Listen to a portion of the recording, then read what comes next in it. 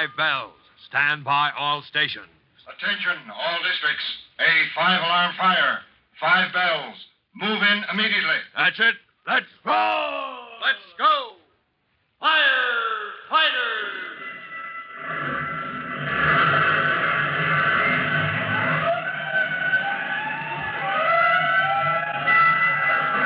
Presenting Firefighters, the true-to-life story of our unsung heroes who stand ready to ride by day or night against our most murderous enemy, the demon of fire. In a moment, we'll join Deputy Chief Dan Moore, who's taking Chief Cody's place while the chief's away to a fire convention, and rookie fireman Tim Collins at the fire in the 12-story Butler building. A few moments ago, Chief Moore had fought a losing battle to confine the blaze to the basement, but in spite of the heroic efforts of the engine company men, the blaze had finally reached the elevator shafts. As Chief Moore and Private Collins concentrate on the difficulties of the fight ahead, there's one complication in this setup they don't yet know. It concerns the whereabouts of the pal of Tim's young brother Jimmy, Jack Carson. And if you've forgotten where he is, well, you'll get an exciting reminder in just 1 minute.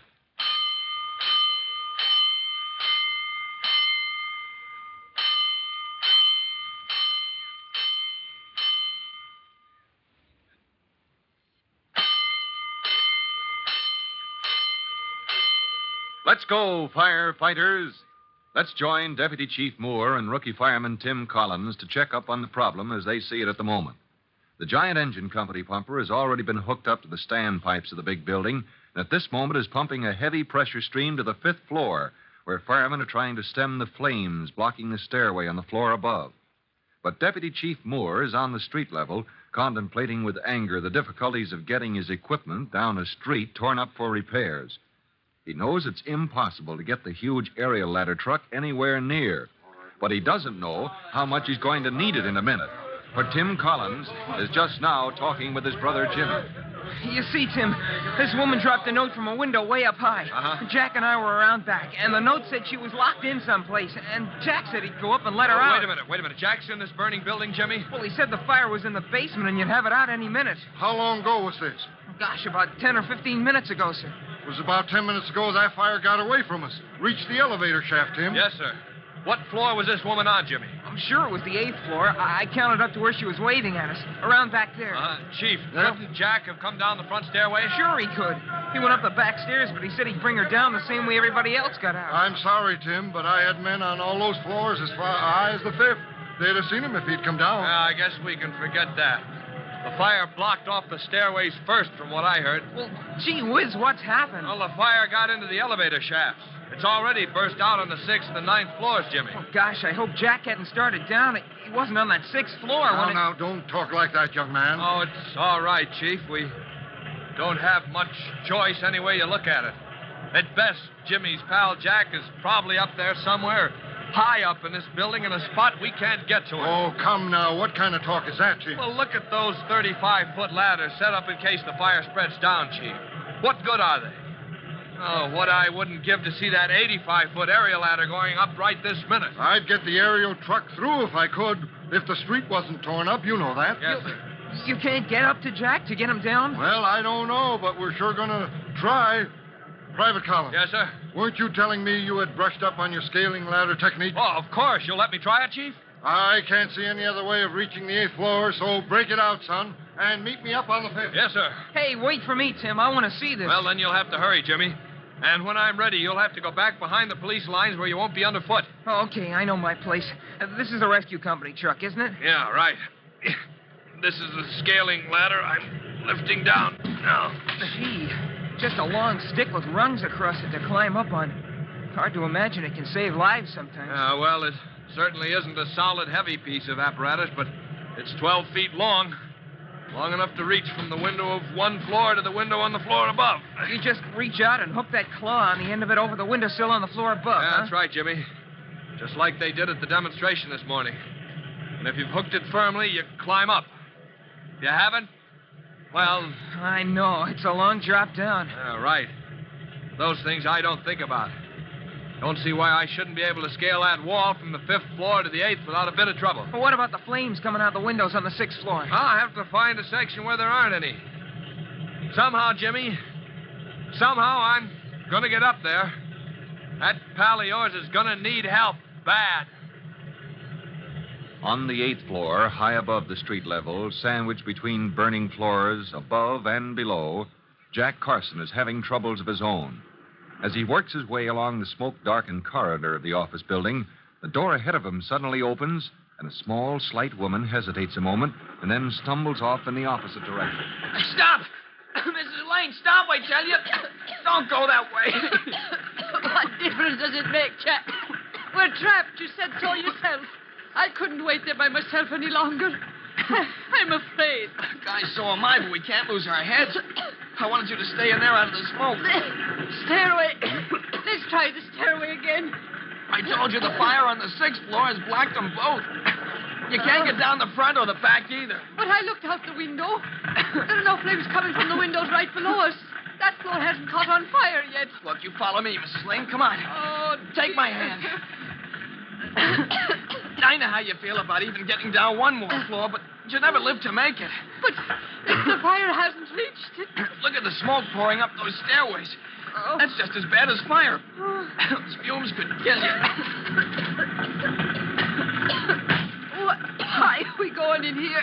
Because I found this office looks right down on the trucks and everything else. We gotta get their attention, Mrs. Lane. And then what?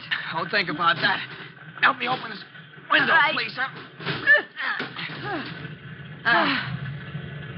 Safer in here with the door closed than we would be anyplace else. Oh, why did this have to happen? Why? That reminds me. It's the first chance I've had to ask you how come you got locked in. The minute I found you in that office, we discovered we were trapped. Why, I'm a cleaning woman here. Jackie, I just started to work in that inner office. That was a tough break for you. The spring lock was on the outside, wasn't it? Yes. One of the secretaries must have closed the door, and I didn't notice it. That is till I heard the fire alarm. Oh, I guess whoever closed that door heard it at the same time and ran like anything. That's why I found the reception door open. Yeah. Oh, thank heaven for that. Now, will you forget all about it? Get some handful of paper with me. What? Yeah, help yourself here. How can you be so calm? And what in the world we do with the paper? Throw it out the window. Whole streams of it. Oh. Like there was a big parade below. And the firemen will see our position in the building and... Oh, and then what, Jack? Even if they know the exact room we're in, how can they possibly get to us? They'll find a way, I hope. The firemen will think of something. It's their job. They'd better, because it's a long way down. Lean out and listen, Mrs. Lane. All right. You can just about hear the pumper. Meanwhile, 3 stories below, Jack and the cleaning woman, amid the heavy lines strung through the corridor for the firemen fighting the blaze just above, Deputy Chief Moore stands waiting for rookie fireman Tim Collins. Now he sees him coming up the stairway, the scaling ladder over his shoulder. Over here, Tim. Quick, Yes, into sir. this office here. Yes, sir. Now, will I have to worry about flames from the windows right above, Chief? Not yet, but any minute, I'm afraid. Huh? But this is the spot, son. The darndest shower of paper you ever saw just poured down from directly above here. Well, it must be Jack, sir, letting us know where he is. Good for him. Yeah, that's a break. Yes, sir. Getting up yourself will be a cinch compared with getting down. I know, sir. I haven't forgotten that woman who was locked in. I wonder if Jack's found her and got her out. Easy does it now, Tim. Yes, sir. Watch that pole. Slide it up as close to the wall as you can. Yes, sir. Remind me to tell you how Jimmy lost a homemade scaling ladder by swinging it out too far. I'll be here to hear it when you get back, son. Yes, sir. Let me straddle the sill, Chief. Yeah. Yeah, you keep your head in. All right, I'm going to turn the iron hook at right angles now. It'll smash through the window pane on the floor above. That does it. But pull that pole down hard now. Yes, sir. Make sure that claw is firmly hooked up there. Yeah, right, sir. I can't afford any mistakes now. Yeah. Well, sir, here's where I start climbing. Good luck, Tim. On this floor, and the one above, and the one above that. Jack Carson and the woman he helped are no longer trapped between burning floors high in the Butler building. The fire is beginning to move up on the very room they're in. Well, How can Tim get past the flames below as he works his way slowly up the frail, dangerously swaying ladder? Will he be in time?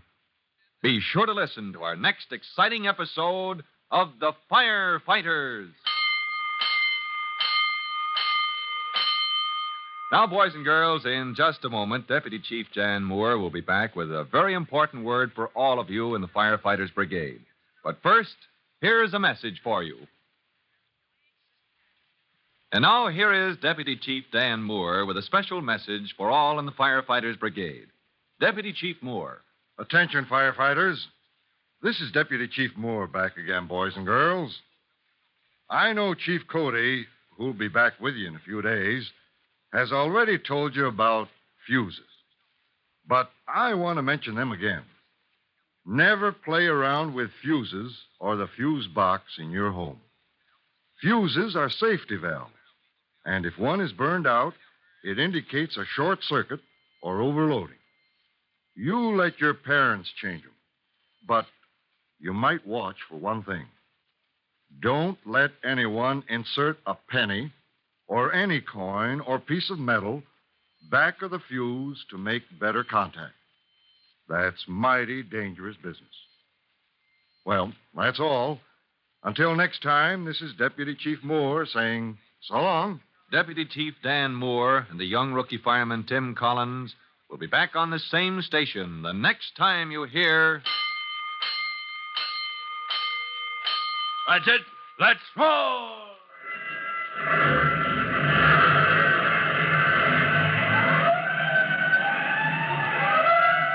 Let's go!